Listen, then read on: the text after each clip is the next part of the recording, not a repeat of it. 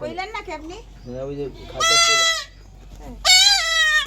কিন্তু আমি একদিনকে শুনছিলাম আপনার কথা, বুঝেছেন? কার কাছে যেন শুনছিলাম। যখন ওই দাদা এখানে আসে, তখন না যা, তোর মেয়ে জায়গা কিরকম যা?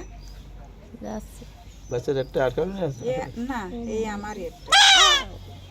তা চাকরি তো ডিসি স্যারকে দিয়ে দিলাম ডিসি চেয়ারম্যানের সব বিক্রি হয়ে গেল চেয়ারম্যান স্যার 5 লাখ টাকা সব বিক্রি হয়ে গেল ছাগলের মা ডাকছে আমি ডিসি কাছে করে নিলাম কেউ না ডিসি আর ওসি আর উপজেলা চেয়ারম্যান আমার পক্ষে ছিল 4 জন আর আমার চেয়ারম্যান এই পরিষদের কোনো লোক ছিল না 4 জন প্রচুর কাকলি শেষ হলো ওই মহিলা হিসেবে ওই দুই